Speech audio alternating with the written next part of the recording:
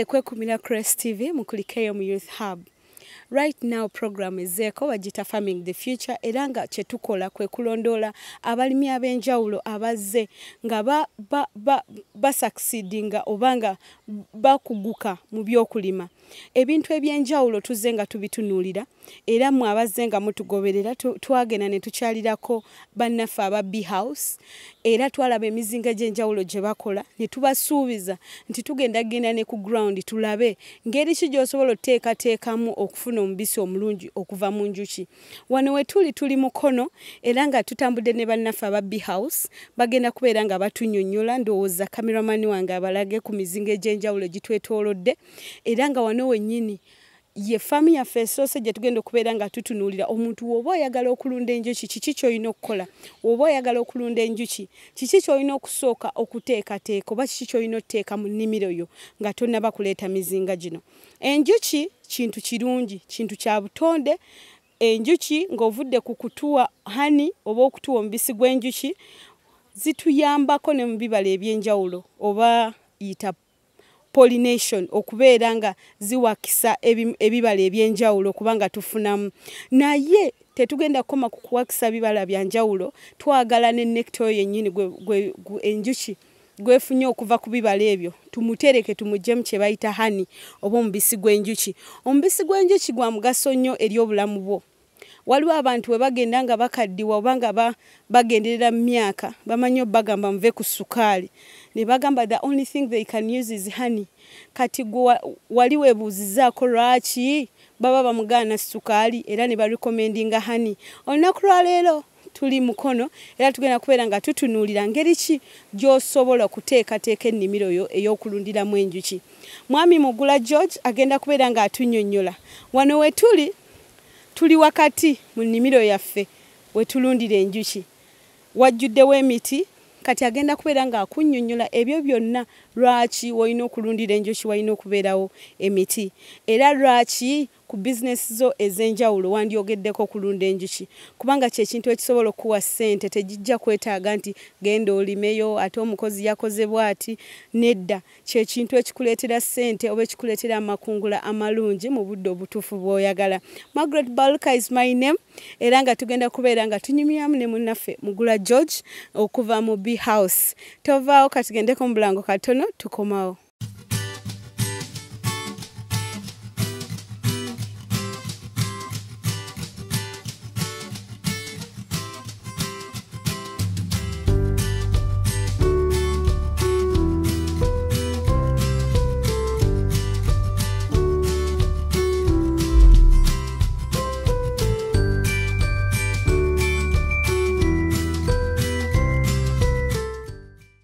Mukulikeyo muluwumuloro Farming the Future leero tutambuliddeko mukono era nga nabagambye tuline munnaffe George Mugula owa Bee House akyasinze kufulumiza omubisi omulungi, omubisi gw'enjuki omulungi oguli original ogutali mutabike.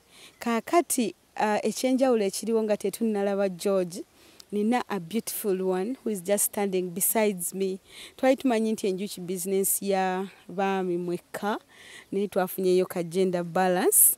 Nina madam, she's very beautiful. Agenda kuba nga tweyanjulira ku mannya ge. Yakukuka mu bintu bino eby'enjuki kati gwe wenna ayagala otandika business y'enjuki tovaawo. Madam, sansa okulaba Crest TV. Kale nnyabo nange nsanyuse nnyo balaba. Amannya go? Amanya nze Atuhaire Miriam nga ndi mulunzi wa njuki. Oli mulunzi wa njuki? Ndi mulunzi wa njuki. Watandika ddi okulunda enjuki? Natandika 2012 era ekintu nkiruddemu enjuki ze nasoma n'ezikugukamu era kuva lwe natandika ozisoma n'okuzirunda. Okay. Era enjuki products z'enjuki naddala omubisi gwe gumpeeredde. Ekiki? Ya, gumpeeredde nafuna diploma kati ndi ku degree naye era ssente ziva mu mubisi gw'enjuki. Ani akuleetera okutandika okulunda enjuki zino? Bwe namala okusoma kosi gye nali njagala osoma yali yakasente nga kanjiko ng'abazadde tebasobola they can't afford that, they couldn't afford that money. Kati brother wange he influenced me n'angamba, no, what you can do, genda osome enjuki. Enjuki zirimu ssente, you get skills, Kati soka tumireko ku brother oyani amanyi. Okay. Brother wange bamuyita Justus. Ali Masindi right now. He works with NFA. Yes. Yankutumiddeko nnyo, you really inspired me. Kuba bye nali ndowooza okusoma temwali mu njuki. But wakinjagaliza n'okinjagazisa nenkyagala. Kuba immediately I went for the course. It was in Nyabya Forestry College for a certificate kwa yangamba ntandikire ku certificate. Though level jenaliko nali nsobola tandikira ku diploma. Yes. Naye nangamba ntandikire ku certificate era ntandikira ku certificate. The first semester I came back home. Nentandika nenkola y'emizinga gyange. Gyali 5. Wagula migulo oba wagyekolera? Nagyekolera. I used the local materials. Nenkola y'emizinga 5. I hanged them. Good enough that I took them. 2 of them colonized there and then. I witnessed ngenjuki ziyingira. I was so happy. So by the time I was going back for my second semester, at least I had a project at home. Okay. Kati bwe nali nkomawo mu December, that very December, I had to harvest. Okimanyi abakyala tebatera nnyo kwogera myaka naye kale gezaako ojjamu ng'ebiri oba oyongeremu ng'ebiri. Sigenda kujjamu ngenda kwogera emituufu. Kubanga waliwo agamba maama omanyi kati mwe muli bu successors ne mwandibadde nga ssente enjala zikoma eri oli eno mu njuki. Soko babuulire ku myaka. Wali ayagala okulya omubisi gw'enjuki. Yes. You know, I have to put, where is honey on my bread? Like my boss, Jack Lingler. Yeah. Yeah, tukola naye mawulire. Soko omubuulire ku myaka naye abeere inspired atandika okulunda ku njuki. Ne Loretta Nagayi ne my editor Edith. Okay. Emyaka n'emyaka 26. Yeah. 26 years, Jenina. So, wow. This is so beautiful, chokola. Yeah. Kakati Miriam. Yes. Nga tetunnagenda nnyo wala. Olaba wano we tuyimiridde. Tulabawo enjuki. Nze the first show gye twakola ne Mr. George. Namugambirawo nakula saagala njuki. For some reasons, enjuki yannuma. Nengamba siriddira njuki. Naye kimanyi wano we tuyimiridde ndabawo enjuki, but I feel secure. I feel secure now. Okay. I'm not insecure because you've already told me the beauty in bees. So kati njagala abantu bano obabuulire how beautiful this business is. This business ekisooka toteekamu nnyo. Okuteekamu okulimu maybe buying the beehives and the suits, but after that the bees come by themselves. Togenda tambula zinoonya unless otherwise ng'oyagadde. Bw'oba oyagadde, yeah, you can do it for business, n'ozifunira abantu, because there are other people bw'atumala ofuna emizinga gy'enjuki n'agiteekayo, sometimes the bees take long to come. Yeah. Kati omuntu ng'oyo bw'aba ali mu bwetaavu bwa mangu, you go on hunting for those bees. When you get those bees, you get them, you catch them very well, you bring that colony into the hive. Yeah. So oba ofuna sente. Ngeri gye ngambye nti toteekamu nnyo. After getting your place, like this place you're seeing here, you've got land. What you need is the beehives. Emizinga gy'enjuki. Kati bw'omala ofuna emizinga gy'enjuki, as long as the surrounding, nga bwe mulaba wano awatwetoolodde, tulinawo emiti egimulisa. So we need flowers. Yeah. After that, after bees have entered, the only thing you have to do is to monitor your apiary. Time after the other, you come and inspect to see the progress. Then after you harvest your honey. Okay. Yeah. It doesn't need treating, though also bees fall sick, which is not so common to our African race. Yeah. You can tell as you're doing the inspection, opening the hives, kuba bw'otuuka ku apiary yo ng'okola inspection olina okubiikulako. You look at the pattern inside, as in the laying pattern of the queen, oba enjuki zennyini. Oyinza osanga ng'enjuki nnyingi ezifudde, oba olina okwebuuza kiki, so you have to go into details.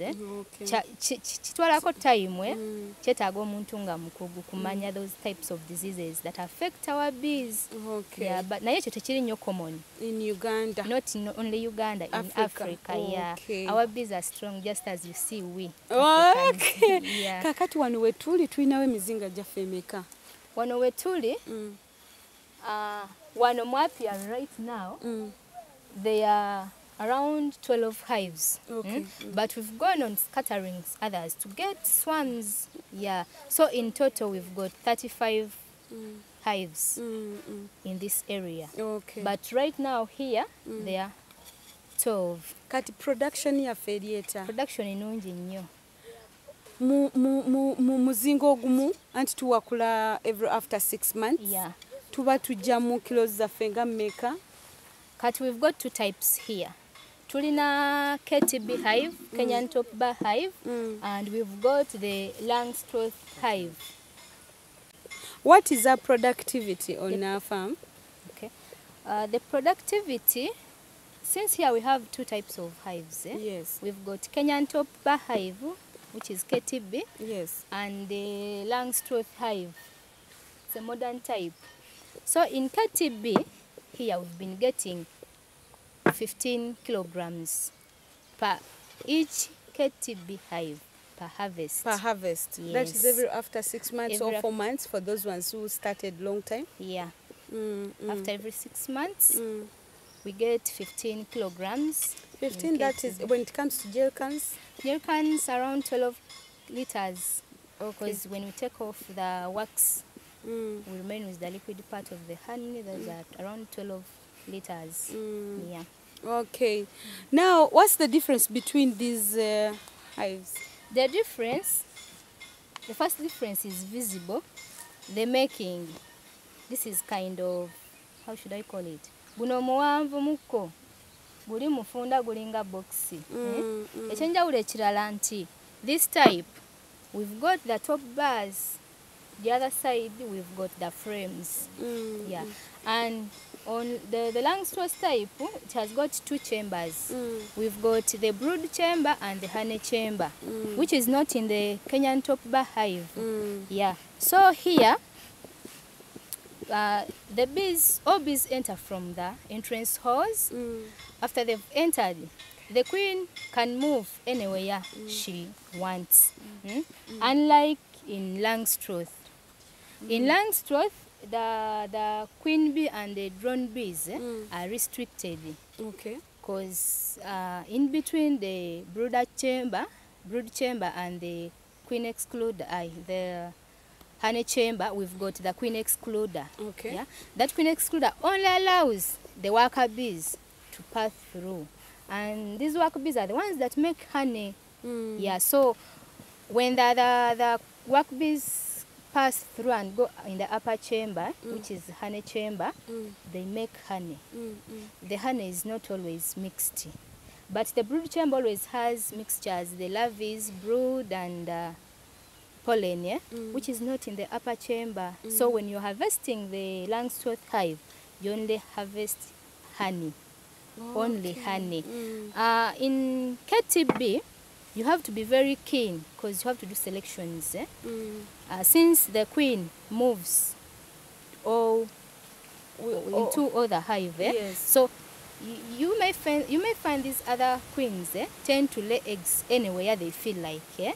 The hives, there are queen bees that are not strict, because from this, where they enter from, at least the first 6 top bars, you count your top bars very well. The first 6 from where the bees enter from, those 6 top bars are always where the queen stays and lays eggs. So the remaining bars are always left for honey. But the other stubborn queens that pass through, they want to pass by. So they end up the neighboring places. They end up laying eggs the other side. So you have to be very selective when you're harvesting. So as you're opening, you have to check very well your top bar and ensure that what you're harvesting is really honey. If you happen to find that there is a comb that has partly honey and partly brood, and you feel you don't want to lose the honey, so you can harvest it, but separate. You cut very well the honey, put it separately in a separate bucket, then the brood elsewhere. So, first differentiate for us the brood and the honey. What is the brood? The brood are the young bees. Should I call it like that? Okay. Yeah. The white ones? Yeah, the white ones. So when you mix them with the honey, what happens? It spoils the honey. It means that honey is going to ferment so quickly. Okay. Yeah, it will change the taste of the honey. Yeah, so you have to separate it. Yeah, brood is also good on our health. Naddala nnyo kubaami baffe. Kubaami. Yeah. Badde manyi bakyala manya nnaku zino buli kimu bakyala. Kituufu bakyala n'abaami leero naye kati ku mulundi guno the brood mulungi nnyo ku baami mu nsonga eyo gy'otegedde gyesigenda kwogera. Kati tulinayo buluudu nanga nti ndi mukyala ate munnaye nina omwami. Ya brood bw'oba omwagala tusobola kumwavestinga ne tumukuwa. Naye nga temutera. Tetutera kuba tuba twetaaga ebyo ebyana tuba twagala ebyana ebyo bwe bikula ne bivaamu enjuki z'endala. Kuba enjuki teziwangaala nnyo. Ya kati ensonga lwaki tuba tetwagala kujjamu. Yeah, because we need this generation eba eriwo. Kakati munnange ensonga eri ey'abaami sooka obayambire ddala mu nsonga eyo n'ekyo kive mu kkubo. Kubanga wenzirayo ku ofiisi eyo bajjagamba lwaki tewabuuzizza babosi bange abasinga nti baami. Okay. Bajjagamba tukutuma mu field oyambe abantu. Abaami ekola etya abagambe? Abaami, you just eat. You odira that the comb that has the brood. Yes. Oli bwaba kuba abantu abamu benyinyala, but you just eat. You can mix it with some honey, then inolya. It helps. Biyambako mu nsonga zo. Kale tukomaawo. You know omanyi lwaki nnemeddeko abaami batawaanyizibwa cancer wa it's called prostate cancer. Yeah. So I thought maybe it is cure or eyambako. That's why nnemeddeko. Prostate cancer ndowooza siri musawo, but I think okulwawo okuperforminga oba okola masturbation biseera bisinga bye biviirako cancer. Anti waliwo omunga yakikola nga teyagenderera. So kati okimanyi tumanyi bulungi enjuki zino omubisi oguvaamu ddagala. So I thought it is also. It is anti kati bw'onaalya brood oyo ensonga ziri ne zitereera mukyala waali ne weekolako like after ng'omaze ozitereeza ne weekolako prostate cancer aba naayitawoko. Chiwedde ono musawo Miriam tuli naye obadde okyannyonnyola emizinga. Obadde okyannyonnyola emizinga kakati obadde okyagamba nti anti just I wanted us to get the difference between honey and the brood. Yes. So from there you said the queen in this particular hive, it can easily move around and lay eggs anywhere. Yeah. So when it comes to someone who wants this specific hive, what should they put in mind in order to at least harvest clean honey that will not get spoiled soon? Okay. Kati bwoba ofunye omuzinga bwe guti gwe wenna ali eyo ng'oyagala tandika, mbadde nsaba nti ofune okusomesebwa okw'amaanyi, otegeere nti bwe kiba kisoboka osooka ogendeko we balundira enjuki bawakule nga naawe olaba. We baba bawakula ng'olaba ekintu ky'olabyeko kyangu nnyo okukiteeka mu nkola. Yes. Nti otegeere baawula batya kuba abantu abasinga obuzibu bwe tusanze mu balimi ye olulaba brood kubanga naye abaasirinze bulungi aba aguyita mubisi.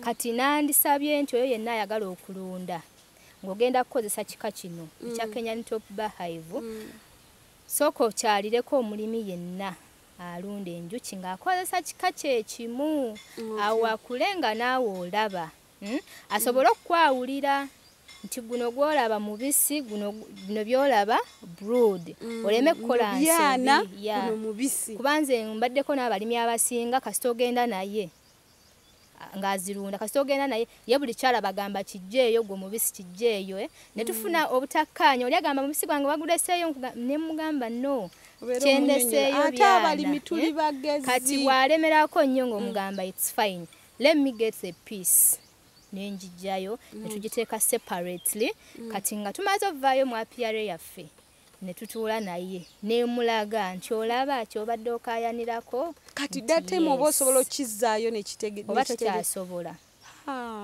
anti that is risking kuba ngezezaako okunyonyola guno si mubisi gwoŋŋamba mubisi ate omulimu tolina mudisappointinga kati you sacrifice that small one n'omulagako n'ateeka akasiza ye kennyini nti kituufu ono kyabadde aŋŋamba guno semubadde mubisi nti omulundi oguddako naye bw'aba agenze yekka nga talina mukugu naye aba asobola kikola mu ngeri entuufu kuba abalimi abamu bagenda okuwakula bawakula buli kimu the next day you don't find bees kuba bw'otwala buli kimu njuki zinaaba zinaasigaza kati ne bw'oba owakula omubisi tolina gumalamu however much you need the honey you have to leave part for the bees jjukira guno omubisi gwe tujjayo si gwaffe ffe tubeera ababbi enjuki ziba zeetegekera ekyeya they call it like that ekyeya nti nga naawe bw'olima kasooli n'omutereka mu store n'ogamba ono enjala bw'enaaba ezze wetujja okweyambisa kati n'enjuki bwe zityo naye kati ffe ababbi ne tugenda ne tubba tetuli babbi tubeera babbi tubayambako kati naawe omuntu wajja nabba kasooli wo mu store aba tabbye oba baza akuyambyeko kyetukola tukiringa kasooli owo omutwala ku kyuma sisuubira nga nekyakyojja mumulya kati ffe kyetukola oyo tabeera kyakya ne tubalekera tabeera kyakya so when you are harvesting olina okumakinga sure ati at least ozirekayoku omuzinga 2 buno obuti nga bujjuddeko hani at least 2 oba olira nti ogwagala nnyo naye at least bwandibadde 2 ne bubeeramu nti nazo zifuna amaanyi nti wadde babbye tebatutte kyo tebatutte gwonna twasigazzaako sikaba zinawo mu ngalo naye kati bw'onaatwala buli kimu n'ebyana obitutte jjukira njuki teziwangaala nnyo kinene nnyo mwezi gumu enjuki eziwangaala ennyo mwezi gumu 60 days eziwangadde nnyo meaning that when you take these larvaes you're cutting the generation short zino ziba mu process zinatera the life span eba ekendedde kati zino zezigize zirina okuddamu process egende mu maaso teziwangaala nga ffe it's only the queen bee that has a longer life span. Is it 30 years? Not 30 years, it's 5 to 7 years. The queen bee. But the queen and the drone batulimbanga mu biswa oba zino ziba zanjawulo ezabiswa zanjawulo nnyo ku zino zenjawulo batugambanga ebiswa they can last for almost 30 years zebiswa enswa zanjawulo nnyo ku njuki they are quite different though they are in the same family. Kakati okimanyi wagambye nti wetumala oteekayo emizinga gyaffe enjuki zijja zitya? Enjuki they can come naturally. Mwoba oteekayo emizinga tuteekamu wax ezisikiriza. Wax kekano? Kekano ka wax sheets so you melt the wax then pour in this groove. Nti bwe tuba tutandise wano okumeltinga wax naawe owulira akawoowo kaba kalungi nnyo so kasikiriza enjuki so that is the natural method. After you've applied your wax you take the hive where it's supposed to be, then bees come by themselves. Kati bw'olabanga ekyo kikulisa kiki kyenakugambye you go on hunting for bees w'ozisanze oba mu kiswa oba mu muti n'ozijjayo n'ozireta n'oziteekamu. Omanyi lwaki nkubuuza ekyo ekibuuzo wayogedde ku queen bee kati ndi wano neewuunya queen bee mbadde manyi gye tuleeta ne tuteeka muli mu muzinga anti kati bw'oba ozireeta olina okumakinga sure nti queen bee mwali kuba queen bee yafuga sooka olindeko wengula omuzinga nina okunoonya queen bee no si nti bw'ogula omuzinga bw'ofuna enjuki ng'oyagala kuzireeta wonna w'ozisanze oba ozisanze ku muti munda mu muti oba mu kiswa oba mu kinnya oba ozisanze ku ttabi As long as you're going to catch those bees and bring them into the hive, olina okumenga sure nti onoonya queen bee n'ogifuna. Kuba bw'ozireeta nga tekuliko queen bee tezigenda beeramu. Kati ate zino ezijja zokka. Zino ezijja zokka zijja ne queen. Ayita mu butuli. Naye it flies, queen bee are flying. So zijja ne queen waazo. If you can't do that, then you can. Tekyetaaga na maanyi mangi. Nedda mukwano. Anti kati nze mbadde neewuunya kati queen ye tugenda mujjawa. Queen agirako. Zino ezijja zokka zijja ne queen. Kuba queen ye komanda waazo. Kati gwe Mire nga wooludde mu by'okulunda enjuki. Muzinga ki gwe recommendinga? What hive do you recommend? All hives are good. They are good. Now we are looking for a better one. They are all good. Ekitujjaamu nsawo. Yeah. So it depends on sente z'olina. So waliwo gwe beeyiko? Yeah. They differ in prices. Buli muzinga gulina price yaagwo. Why? Kati awo gendo. The making nga bwe nkunyonyodde nti bwe kituuka mu kuwakula birina enjawulo. Nga bwe nakugambye nti guli ate gulina tugiyite kalina kalina ya myaliro ebiri. But you can still add kuba oyinza otuuka ekiseera nga omubisi guli ready naye nga toli ready kuwakula. So you bring another super you add on top. Can you add this one too? This one no. This one you don't. Era bwe guba gutuuse oba olina oguwakula. Bw'olwawo nga zigunywa anti mmere yaazo. Kati mu bbanga enjuki we zifunira appetite okubanga nga zinywa omubisi gwaffe kubanga ffe twagala mubisi. Saagala nkeere ku makya ngenda ocekinga nga gwagenze. Kasita flowers zikendeera. Ziba zirina okweyambisa what they reserved. Yeah. As long as there's shortage of flowers, they have to use the honey that they stored. Yeah, so the difference is ombuziza ku sente which type of hive is better. Nkugamba kisinziira ku sente z'olina. Engeri gye nkugambye nti gulinamu steps gwa bbeeyimu kosinga. Nze kyemmanyi ensonga lwaki gwa bbeeyimu kubanga one of it is better. You harvest pure honey. You harvest pure honey. Yeah. Okay. Yaddemu obukugu bw'amaanyi. Okay. Yeah. Tweyanziza nnyo Madam Miri. Nange neyanziza okunkyaza ku Rest TV.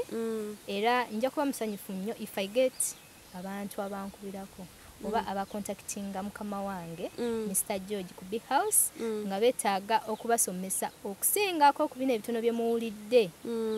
Mwetane nnyo naddala abavubuka abakyala batusibira nnyo ewaka. Bamuyita Jack Lingira mugambe erinnya she's called Jackie. She's our news anchor. Mchala Jacqueline Lingla. Yes. Please take up this project if Mad you have Administrator land. Loretta Nagai. Loretta Nagai. As long as you have land, please, this project is very good. Very good. Cake otekamu n'omubisi mu kifo ky'otekamu the bagula sukali gulu kati mututeremu bambi omubisi ogwaddala akasusu kaffe kasigale nga kali ku muzu. Asembayo ye editor wange Edith Nabachwa. Nkyala Nabachwa. Weetanire nnyo omubisi tuve ku sukaali ebirwadde ebisinga otuluma era bwe tutuuka mu malwaliro basooka tugoba ku sukaali but we need honey. Bw'oba olina emizinga gyo you don't put in much oba ne kushuwa nti omubisi gw'olina guli original. You are not unsure kuba guno omubisi gwe tugula mu supermarket you never know. Siri mugwogerera bubi naye oba tomanyi twekakasa oguli original banoonye Bee House. Banoonye Bee House products. Yeah, gwobaje mu muzinga guba mulungi. Oh, you can contact us at Bee House. Tubeera nago you can take processed honey oba give them the contact. Oba waya boss oba boss ajajibewera. Boss ajajibawa. Mire tweyanziza. You can take mine. It is 0759 829 416. Ogusembayo. akasembayo omulundi ogusembayo ennamba it is 0759 829 416 amanya nsigadde Miriam at Haire omulunzi w'enjuki. Tweyanza munnange, tweyanza naffe tukyali. Omulabi waffe omulungi oyo ye Madam Miriam. Abo abakyala bayogeddeko, bakyala b'amaanyi mu ggwanga lino, tetwagala kubafiirwa, bannaye mugende mulunda enjuki. Madam Jackie, Madam Edith, Madam Loretta, Madam Miriam abatumidde, abagambye mutandike okulunda enjuki. Kakati twagala tugende, waliwo agamba omumbi boxi obwedda batunnyonnyola tusobola okulabako ekiri munda. Njagala mwami George turiskinge obulamu bwaffe ku lwammwe kubanga twagala muyige.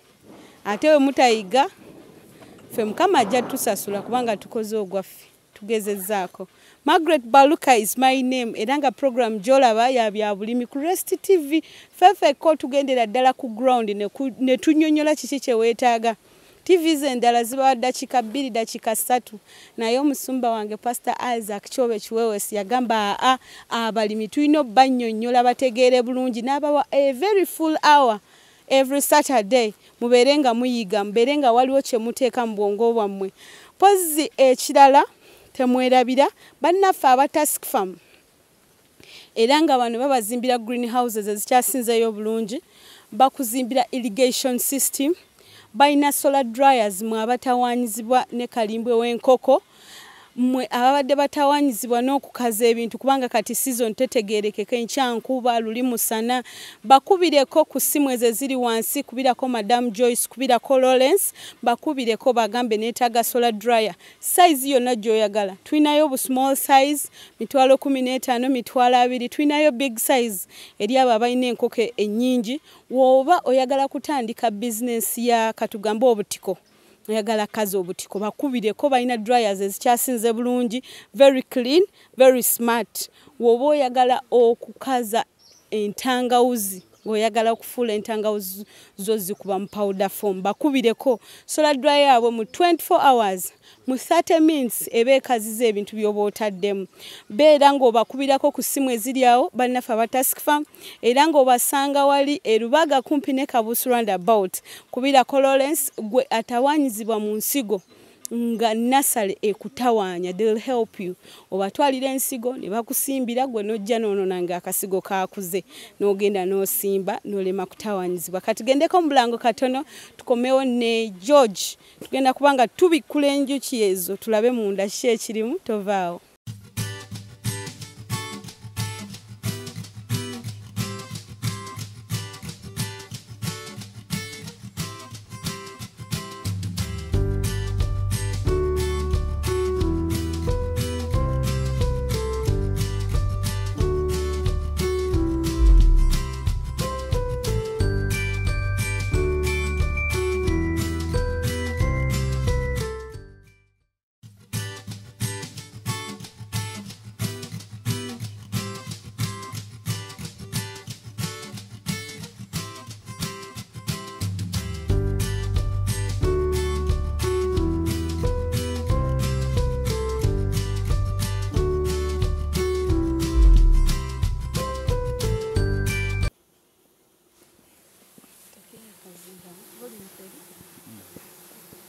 So omuzinga gwaffe munda bwe bitule gulabika era guno omuzinga nga gwe gwa Langstroth oza mugulaba.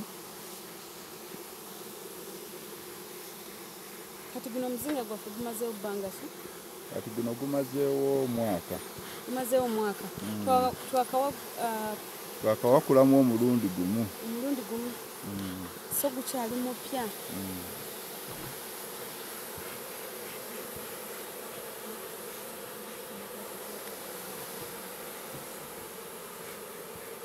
Ebitule gulabika era nga eno super gye tubadde twogerako ye hane chamber nga bwe mugiraba yebeeramu omubisi. Eno yebeeramu omubisi ate eno ye brood chamber. Queen gyakola ki? Queen gyatuula era gyabiika amagi. Kati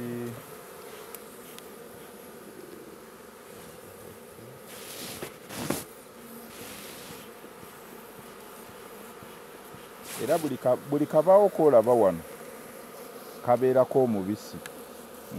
Buli kabaawo koolaba ka frame kabeerako omubisi era bubeera obubaawo 10.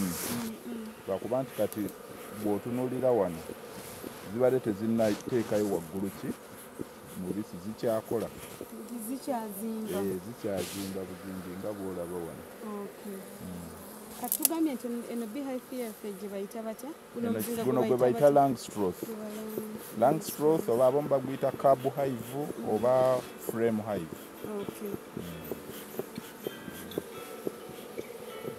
Kati katulabeko ku guli gu KTB. Yes.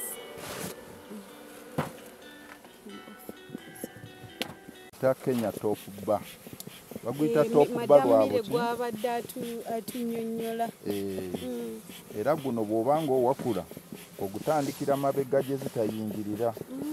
Ziyingirira eri mu maaso naye nagutandikira wa mabega. This is the KTB. Kati era oba bino byolaba wakula ebya bbulaaka gye bayita propolis oba envumbo.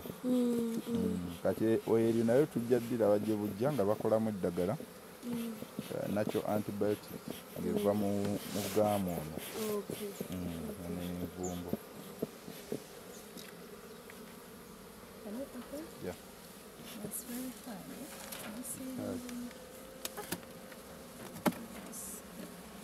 Olaba envumbo. eno emazeewo bbanga ki? Naye egenda mu myaka 2. But anti Madam Mire yatugambye tubadde twakawakulayo.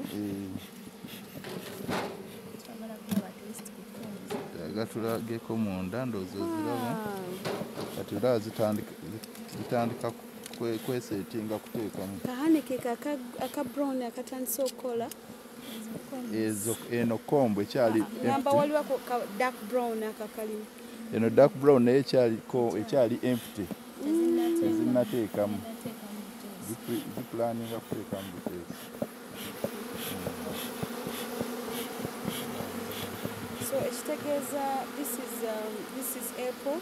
Mu December otujja kuba tuwakula. Mu Gw'omusanvu.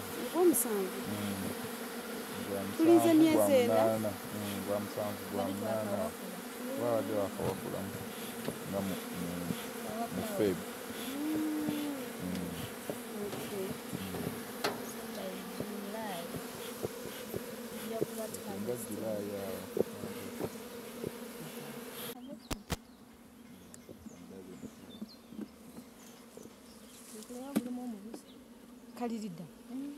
Mwebale kwekuumira ku Farming the Future era nga kati mu budde buno tugenda kubeera nga tumaliza programu yaffe. Naye teweerabira bannaffe aba Task Farm be bakyasinze kukolera greenhouse ennungi eziri strong esobola okulastinga oba esobola okuwangaala ebbanga eddene. Balina obuveera bwe bateeka ku greenhouses, balina obuveera obugumu obuli durable. Bakubireko ku nnamba ezo eziri ku screen, kubirako Madam Joyce, kubirako Mr. Lawrence, agenda kubeera nga akunyonyola ebisingako greenhouses ennungi ezitaliimu bituli, ezitayisa mpewo, ezitagenda kuyingiza biwuka. Be bakyalina traps ezisinga obulungi esobola okukwatira insect in case owabeerawo obuwuka obuyingidde munda mu greenhouse. Bakola ne solar dryers mwabalina enkoko omutawaanyizibwa ne kalimbwe omuntu n'ayingira mu faamu yo nga akawoowo kamusanga eri. Bakubireko kwaga amasimu agali awo ku nnamba zaabwe eziri awo. Bakubireko bakuzimbire greenhouse nga kalimbwe mu 24 hours aba yamaze dda okukala era ng'omuteeka mu bisawo omutereke w'alina okubeera. Faamu yo esigale ng'ewunya bulungi, faamu yo ebeere nga tereetera banneiba kugamba kukwevuma, nga faamu yo banneiba bo tebakwevuma kubanga wazimba solar dryer ennungi. Bannaffe aba Task Farm be basobola okutuusaako solar dryer eyo. Era nga ne irrigation system tulina pipe engumu tuina pipe, tuina irrigation ez'enjawulo, tuina drip irrigation, tuina buli kika, oba oyina bitooke, oba oyina lumonde, oba oyina binyeebwa, oba oyagala kusimba, buli kintu kyonna ky'omanyi nti wooli toyina nkuba emala oba toyina amazzi gamala, bakubireko bagenda kusetingira irrigation system ennungi ekeekereza amazzi etagenda kwonoona amazzi. Mulaba weather yaffe teri nga we yalinga edda.